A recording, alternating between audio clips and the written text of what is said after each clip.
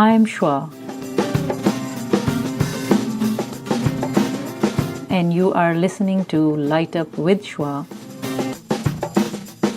a weekly podcast to open our hearts and minds on a journey with me.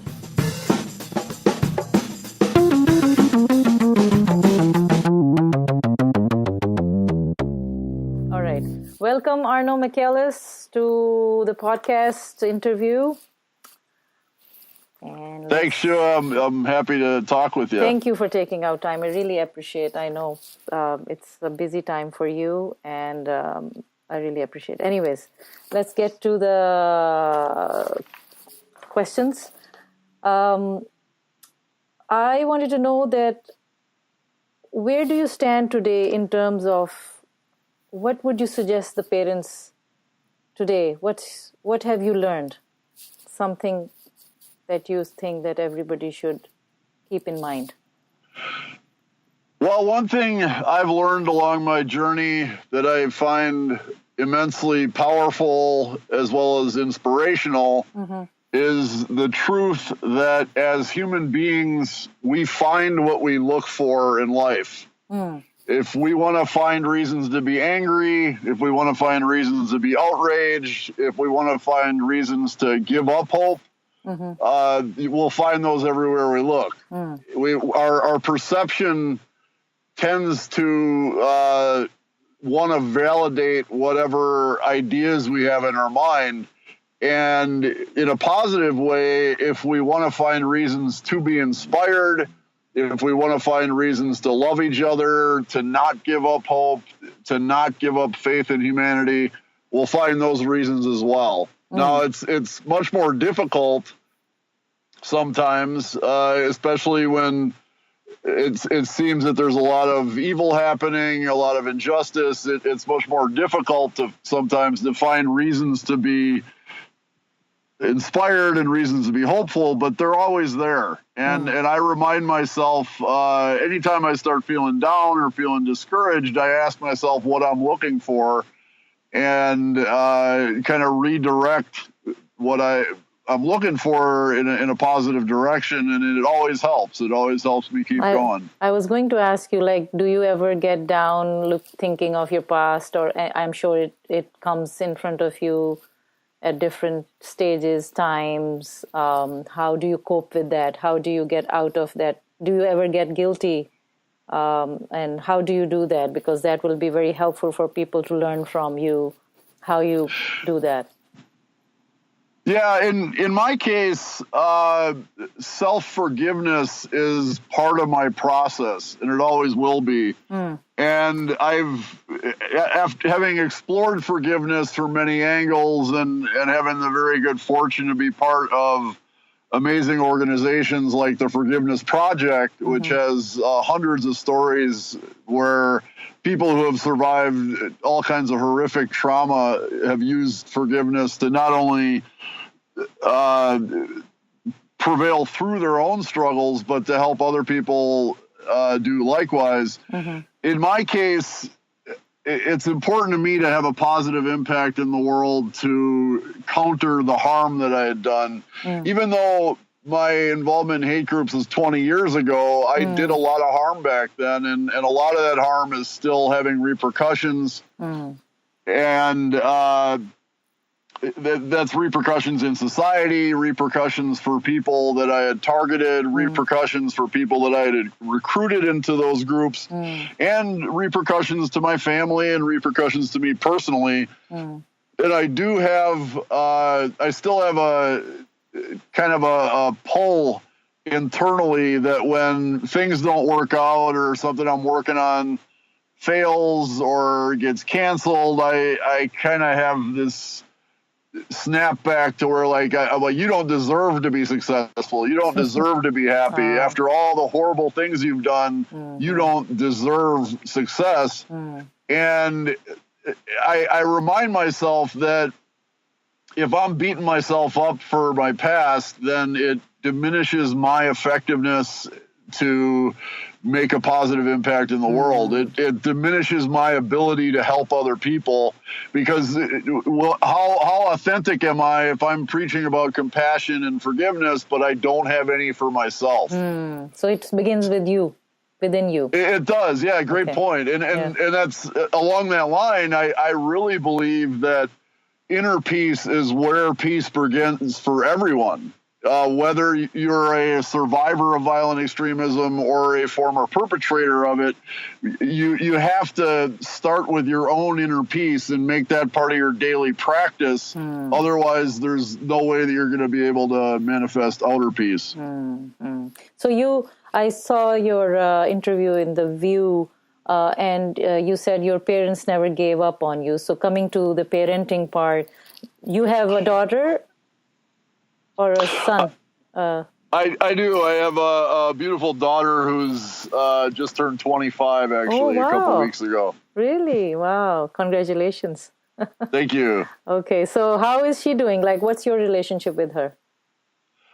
Her and I are very close. We always have been. We spend a lot of time talking together, and she's an amazing human being. She's very compassionate. She's very much an empath. She's.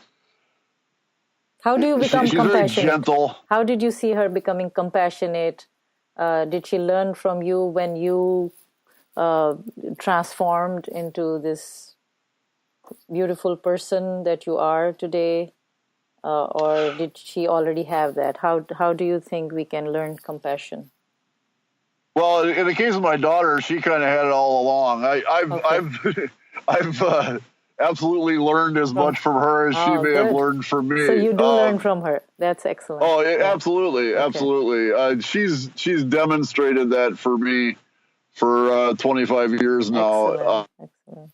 In a broader sense, to me, compassion means bearing witness to other people's suffering and doing so without judgment. And just doing so in a sense of I see your suffering and I want to do everything I can to help to alleviate it. And it's a very powerful thing in the sense that it builds peace in our society. I really believe that all suffering will be borne witness to one way or another. And if we don't bear witness to suffering with compassion, we will bear witness to it through aggression. And that's been proven over and over again. I believe that hurt people. And that's where all violence comes from. And if you really want to apply Occam's razor and break things down to their simplest form, I think all violence that happens in the world happens because suffering was not borne witness to through compassion. When we do that, we then diffuse the pain. We help to alleviate suffering, and we make connections with other living things that it kind of dispels a tendency for violence. Excellent. So do you think that compassion is felt or is it shown through your actions? I think you have to live compassion. It's kind of both. If you feel it, you'll show it. Okay. And vice versa. If you show it but don't feel it, it's going to be pretty obvious. And I think it's unfortunate that a lot of times when people talk about compassion, they don't truly understand that if it's conditional, it's not compassion. It's very easy to have your heart bleed for people that you're sympathetic to and to close off your heart to people that you find unsympathetic, people that you're repulsed by, but that's not compassion in that case. It's actually passion, which isn't necessarily a good thing. True compassion means that we bear witness to suffering, especially for people that we may find their thoughts and actions repulsive. That's true compassion, and it's very difficult to do, which is why practice is so important. The more we practice compassion, the more familiar we become with it, and the more natural it is. So how would you practice, like when you're doing something that like you have to remind yourself or be mindful, or how would you bring yourself back from being judgmental or not showing compassion? Like how would you do that? I'm sure you have done enough and you teach that, but how to teach the youth to do that? A personal meditation practice is crucial, I feel, and it doesn't necessarily have. I'm a Buddhist. It doesn't have to be in a certain Buddhist thing. Okay. It could. There's all great spiritualities have a way of meditation, whether it's through prayer or just contemplation. Right. But when I meditate and I'm just trying to focus on my breath, I'm forgiving encroaching thoughts and I'm dismissing them without judgment and with compassion. So I'm practicing presence, I'm practicing forgiveness, I'm practicing gentleness, I'm practicing compassion. And the more I practice those things, the more it's a natural state for me. And if you do that, I try to meditate 10 minutes a day. So and that really changes your reality. It does an amazing thing to change the rest of your waking day. And with that kind of foundation, when I do find myself in confrontations, if I find myself being really discouraged by someone's behavior or angered by someone's behavior, I just remind myself that hurt people, and that helps me redirect my energy towards compassion and away from aggression. Excellent. All right, so tell me about, are you a good listener or an active listener? Yeah, I sure try to.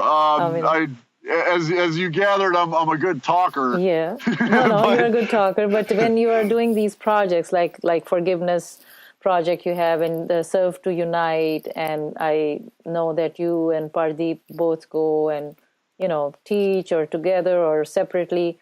So I assume, but I do want you to say it and how important it is to be a listener or an active listener or deep listener. Yeah, absolutely. A lot of our workshops are actually geared around mindful speaking discussion pairs. So listening is bearing witness. Essentially, it's a very simple and effective form of that. So when we listen to other people and we do so without judgment and we do so without inserting ourselves into what they're saying, without inserting our ego into the mix, and we just kind of make ourselves an empty vessel for them to pour into, it really facilitates the healing process. Essentially, that's what therapy is. It's somebody who listens to you. So Yep. Listening is an incredible gift that we can give each other as human beings. Every time I do a talk, every time Pardeep and I do talks, I really express my gratitude to the audience for listening to us. And when I have the opportunity to listen to someone else, I always want to do my best to reciprocate because I know how powerful it is. Yep. So what do you want your daughter to remember about you? I really just want my daughter to remember about life, that life is a basically good process. It's a basically good experience. And that no matter what kind of weather may be happening, there's always a sky behind it. And if you can be connected with that sky, connected with kind of the underlying basic goodness of our humanity, of our human experience, of existence, then it's much easier to deal with the weather when it gets rocky. I'm immensely, though I'm a Buddhist, I'm immensely inspired by all kinds of other faith and spirituality, and especially Sikhism. And I've learned so much from Pardeep Kaleka and from the Sikh community. And in Sikhism, there's a phrase called Chardikala, which translates loosely to relentless optimism. It's the principle that no matter what is happening in our lives on a macro or micro level in the world, that underneath it all, it's God's creation and it's something to be grateful for, especially when times are difficult. And the Sikh community demonstrated this in just absolutely magnificent fashion after their community was assaulted on August 5th, 2012, in which a white power skinhead who was part of the gang that I had helped to start murdered 6 people, including Pardeep's father. So when you see this spirit of relentless optimism demonstrated to that degree, it really means that you can demonstrate it through any kind of difficulty that you go through in your life. And it has the power to get you through that difficulty and to make you a better person when you get through it, and actually someone who's grateful for having been through the struggle. And I think that's what I really want my daughter to experience and understand through knowing me, and it's really something I wish for all human beings, because I think when you can love the process of living, especially when it hurts, that you win life. That's that's really all there is to it. Thank you for saying that. What is the value of gratitude in your life? Gratitude is one of the most powerful survival mechanisms that we have as human beings.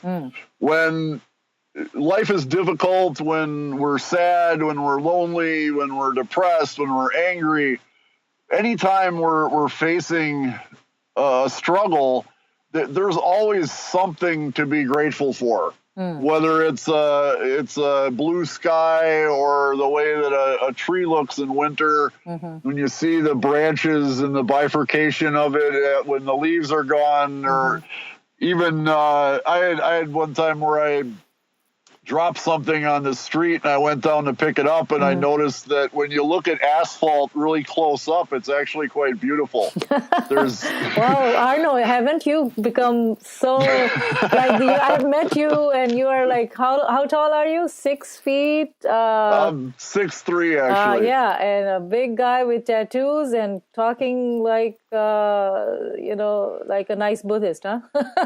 Well, it's really, amazing. and it's amazing. It's because I've learned this from other Buddhists, and I've learned it from amazing Christians and Jews and Muslims and Sikhs and secular people, and that's how powerful gratitude is. Is if you can find a moment, if you can find one experience to be grateful for, it really transforms your whole day, and it kind of gives you a ray of hope. It gives you a beacon to lead you through struggle. Yep. I'm thankful to you for talking to me, and I'm thankful to knowing you. And seriously, when I told everybody I'm going to see a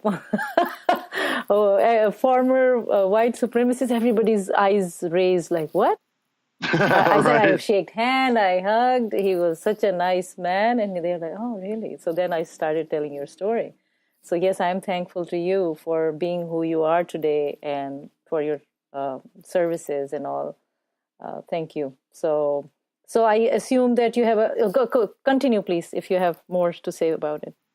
Oh, sure. Well, the gratitude's entirely mutual, Sheila. I really Pardeep and I were both really moved by our visit to Groton, and it was something that we continually draw upon going forward. And we really want to help other communities transform and heal and grow as your community has. And that's something that we're always grateful for. And another, just to finish the thought on gratitude. Yes, please. When gratitude is present in our minds and in our souls, there's no room for greed. There's no room for hate. There's no room for insecurity. It's something that inoculates us against all these destructive emotions and behaviors, and that's why I think gratitude is so underrated, and a lot of people find it intimidating. If I've had a lot of people who are from marginalized communities who feel oppressed, and they say, well, it's hard to be grateful when you're oppressed, but that's actually the time when it's most valuable. And it can help someone, and this is easy for me to say as a straight white guy, but that's when it's really powerful, and that's when gratitude can help you overcome oppression and put yourself in a position to truly change society. And that's why I'm such a big proponent That's of a it. very good lesson and thought that you expressed. Thank you. That's really good. So I'm coming to the last leg of questions. Are you, so value of time, I assume that you really have value of time because you were on time today also. What is the value of time in your life and view? Well, yeah, time's an interesting, it's an interesting challenge. As you've gathered, I could be kind of verbose, and in this day and age, doing media, especially on like bigger outlets, there's a lot of pressure to like hit sound bites, and you need to work with like very complex ideas and situations in a very short amount of time. So that's one of my biggest challenges. So you don't have to worry about that here. So you can speak as much as you want. Okay. Be careful when you tell me that, because I'll take you up on it. But the other thing I think about when I think of time is, and again, it goes back to gratitude. If we're grateful, we're making the most of time. If we're sitting here suffering and we're angry, we're jealous, we're greedy, we're frustrated, we're wasting time. We're not making good use of the time we have. And in Buddhism, there's a contemplation called death comes without warning. And it's basically to think about, like, when I get off the phone with you, I can get hit by an ice cream truck as I cross the street, and then this might be the last conversation I have with somebody. So make it the best conversation. Excellent. And if you look at everything you do in life through that kind of lens, everything you do will be so much more meaningful. Excellent. This is a very, very important thought. Thank you. So it means that in your Buddhism or in your belief, what is life? Life is an illusion or not? I don't think life is an illusion. I think life it's a process of learning and growth. And I think the more we see ourselves as students as we go through our lives, the more we gain from it. I am a Buddhist. Buddhism, like any other great spirituality, has all kinds of different flavors, and there's all kinds of different kind of perspectives on Buddhism. Mine is much more of a kind of a scientific observational one. Okay. To me, Buddhism is really about studying interdependence, studying impermanence, and about the noble qualities in our human experience, like love, forgiveness, compassion, kindness, gratitude. And that, to me, that's what life's all about. It's something to be grateful for. It's something to experience. It's a beautiful thing that we can always make a decision to be lighthearted and curious. Excellent. Like that's what life is all about to me. So could you, I see that you meet all kinds of faiths and traditions and ethnicities. Have you learned anything, one thing that you can share with us about, Judaism or Islam? Any one thing from each faith, if you can remember or share anything? Well, really, from the sons of Abraham, from Christianity. Sons and daughters. That's right, sons and daughters. I stand corrected, yes. From Islam, Judaism, and Christianity, when I think of those great faiths, the faith itself is really what is most moving to me. I've always been, my entire life, I've been pretty secular. I've been standoffish at times about supernatural and higher powers and things like that. But I've come to understand through spending time with my Muslim friends, my Jewish friends, my Christian friends, that faith in God, faith in an unseen higher power is really actually immensely important. And to me, it translates to faith in the basic goodness of our existence. But it's faith in something that you sometimes have to, going back to finding what you seek, you have to really look for it. You have to really kind of commit yourself to find that beauty and that power of our human experience. And that's what I think that's one of the most powerful things I've learned from Islam, from Judaism, and from Christianity. Excellent. So you are an interfaith guy. Yeah, absolutely. To me, spirituality is a exploration, practice, and study of the most beautiful things of our human experience, which are forgiveness, compassion, kindness, wisdom, gratitude, and suffering, actually, understanding that it's something we all go through, and that it's something that we all have the capacity to heal ourselves and each other. That's to me, that defines spirituality. And by that definition, I don't think there can be too many ways for human beings to connect with those things. So if somebody connects with those things via the Quran or the Talmud or the Bible, like, more power to them. I'm all for it. Excellent. Thank you. All right. What would you do differently today if you knew there was no tomorrow? As you said a little bit about it earlier, but I was just after asking, I realized that you said that. So you tried your best to be in the moment. And what else? Yeah, and that's Dharma 101. I really, one of the things that really resounds with me about Buddhism is that it's part of our practice to just appreciate every possible moment in life that we can, and that's what I think of when I think about. I don't know that a whole lot of things would be different for me. Honestly, if I knew there'd be no, you won't eat more tomorrow. Ice cream today, would you? Right. I know you love ice cream. So next time when you come, we have to serve you love ice cream, and I've been on a diet for 6 weeks, and I haven't had any that whole span. But it actually brings up an important point, though, because I think there's a phrase that's actually kind of fallen out of fashion recently, but the YOLO, you only live once. And a lot of people would say this, like kids would say this as they're out getting wild, drinking, or doing something that's very unmindful of. And to me, that's not what living like there's no tomorrow means. It means getting the most value out of every moment that you can.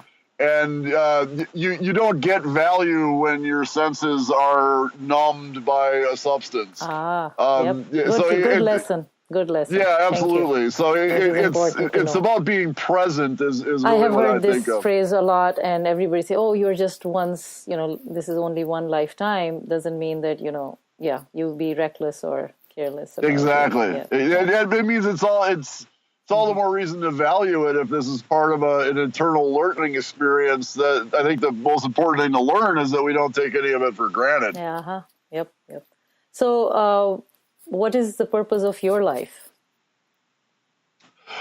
Learning and healing. Healing for myself and healing for others, because I know I can't help others heal if I don't dedicate myself to my own healing process. Again, going back to inner peace, those are really the most important things in my life. And one of the most powerful ways of learning and healing is through service to other people. That's another really powerful thing I learned from Sikhism and also from the Abrahamic faiths. To serve others, to do service. Exactly. Okay, excellent. Give us a message of hope.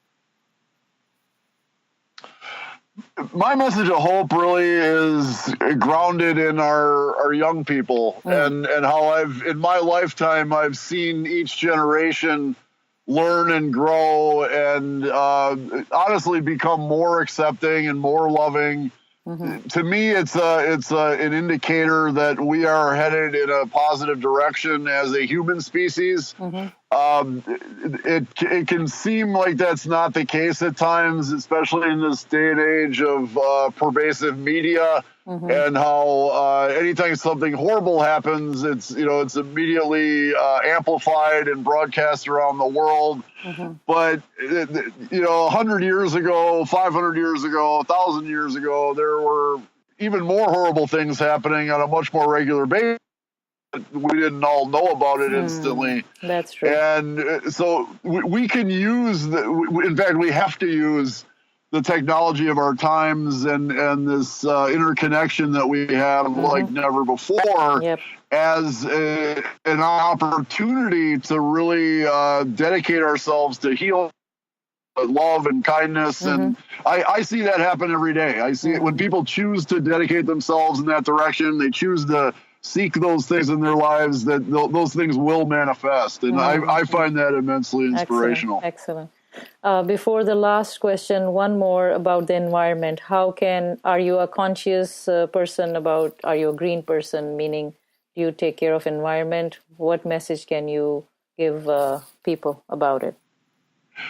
Well, I was my entire life I've been raised outside, playing in the woods.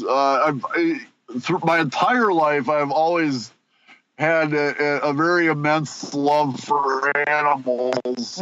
Even at my worst, when I was a white power skinhead and I would attack a human being without thinking twice, I would never be cruel to an animal. And that's actually kind of twisted. That I could, because human beings are animals also, and so I was pretty messed up at that point. But today, I really believe that we got to take care of this planet that we all share together. I'm more aware of interdependence of life, and it's not just human life. It's all the living things on our planet are part of our lives, and if we don't start taking care of them, we're going to be in real trouble. And I often say during my talks and workshops, like, the reason why it's so important to me that we human beings learn to get along and learn to help each other and work with each other is because we have some immense challenges that we face on this planet, namely the damage that we have done to it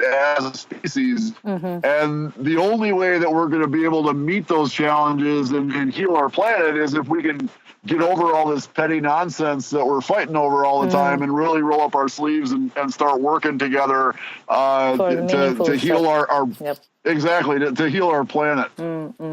That before I ask you the last question, I just realized that you have mentioned substance abuse, drugs and all. Do you, if you don't mind my asking, do you drink or do you discourage or what's your stand on drinking alcohol or any other substance for the youth especially?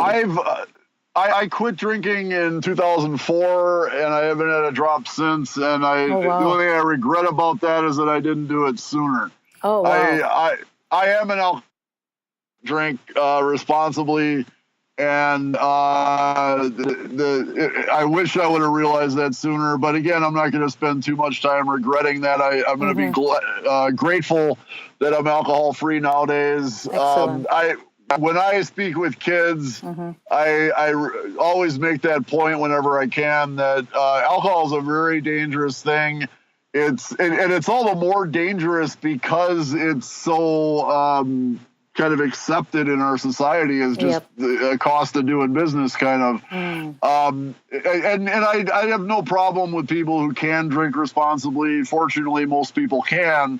And for people who can, more power to them. By all means, have a drink, a glass of wine, have a beer. It doesn't bother me. And I don't mind hanging out with people who are drinking. That's fine. But I do warn kids that it can be a very, very slippery slope. And getting wasted in high school and seeing life as a big party can very, very quickly lead you to 30 years later when your health is destroyed by alcohol, your life is destroyed.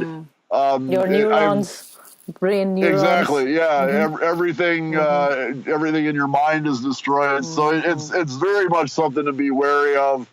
As far as other substances go, it's really the same approach. It's like if if you can do something in moderation, that's fine. But if you can't, be very wary that you can become addicted to it.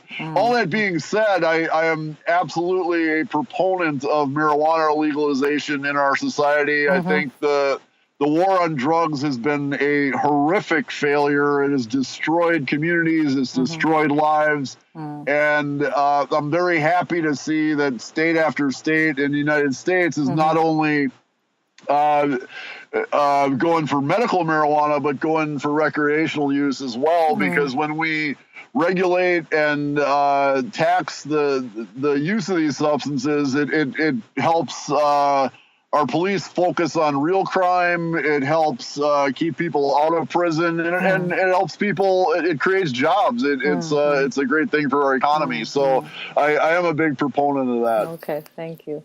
Do you work with prisoners also?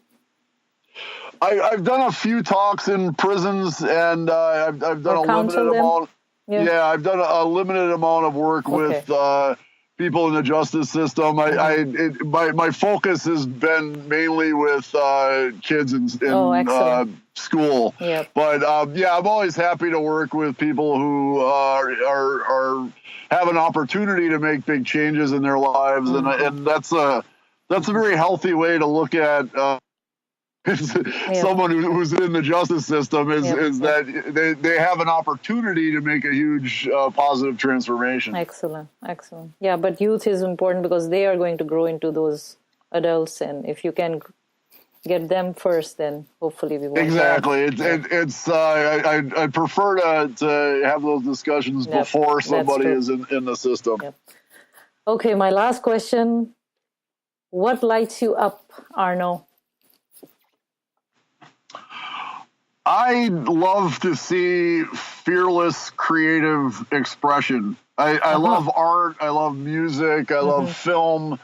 And it's a huge inspiration to me when people are expressing themselves via any kind of media in a creative and fearless way. I think it's when we do that as human beings, we cultivate awareness of our interdependence, cultivate the power we have to transform ourselves and each other. And that's something that I draw inspiration from on a regular basis. Excellent. Arno, thank you so much for your time. Really enjoyed talking to you. I hope you did too. If you have any words to say about our interview. Really enjoyed our conversation, Chua, and thank you so much for your thoughtful questions. Thank you for the answers. Wonderful. I can't edit this because I'm going to put this whole thing out. I'm not going to cut it down because everything is important what you said. So okay, awesome. All right. Thank you so much. Have a great day and weekend and Thanksgiving. Thanks a lot. You too. Thank you. Bye. Bye.